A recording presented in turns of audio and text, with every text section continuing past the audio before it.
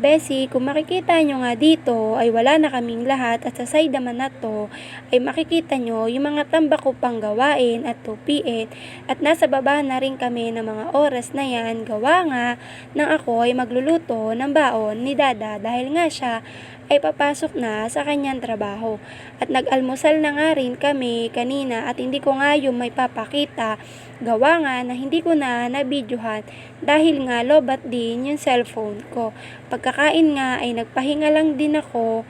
Pagkapahinga ko nga mga mare ay umakyat na rin ako at sinamantala ko na nga rin tupiin yung mga kumot at unan namin para nga maiangat ko yan at malinis ko na rin yung mismong foam namin. At ayan, kung makikita nyo, inaangat ko na yung unan dun sa may gilid dahil nga malilinisin ko na rin yung mismong pinaghihigaan namin.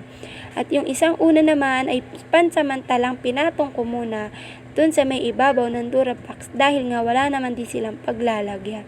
At dito nga mga mare, inaangat ko na rin yung foam para nga mawalisan ko na rin yung ilalim ng foam dahil wala rin naman natutulog sa maghapon dito. Gawa nga ng mga mainit dito. At eto naman mga mare, yung kanina kumain kaming almusal na hindi ko na nabidyohan. Eto nga yung mga huhugasan ko at pinispisan ko muna yan isa-isa para nga mamaya dire-diretso sabon na lang dahil hindi ko yan sinasabon ng meron pang tira-tirang kanin.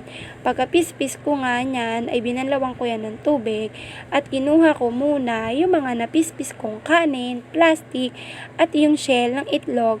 Tinanggal ko yan dahil nga magkukos din yan ng pagbabara sa mismong lababo. Hanggang inaantay ko madrain yung tubig, ayan, kinuha ko na at nilagay ko muna sa kamay ko.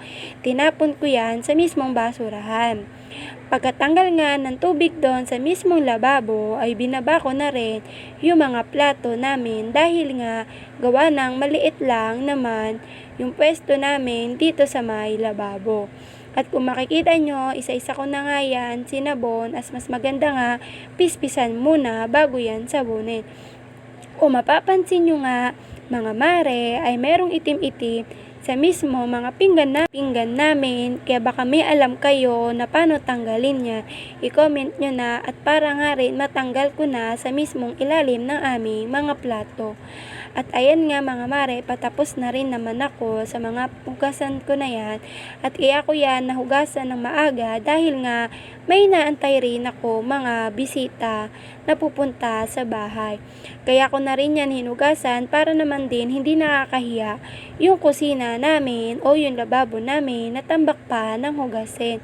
Kaya nga ayan, napagdesisyonan ko na hugasan na yan bago pa sila dumating at nakakahiya naman nag-aabutan nila ng puno pa yan ng hugasin. At ayan nga, malapit na rin naman na akong matapos sa aking huhugasan at baka maya-maya ay nandyan na rin yung mga bisita ko. At ayan, makita nyo naman, malapit na akong matapos. At yung mga kutsara ay inisa-isa ko talaga. Isa ko talaga yan dahil hindi rin natin napapansin minsan yung ibang kutsara ay meron pang matitigas na titirang kanin.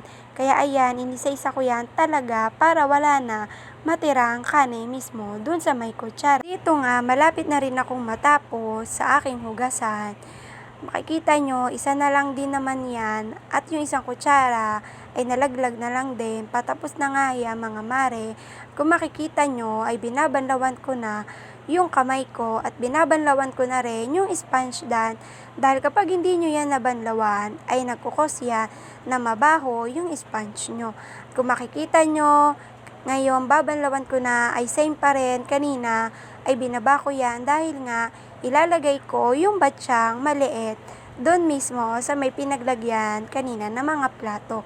Bago ko nga yan itaob sa mismong taoban ay pinapatulo ko muna yan dito sa may maliit na batya para nga hindi na yan tumulo doon mismo sa tataoban. Dahil nga rin pag naipon yung tubig doon sa mismong tauban ng plato ay mabaho nga din yung magiging singaw ng ating mga platuhan. At kung makikita nyo nga ay patapos na rin naman na ako sa aking gawain. Salamat sa panonood.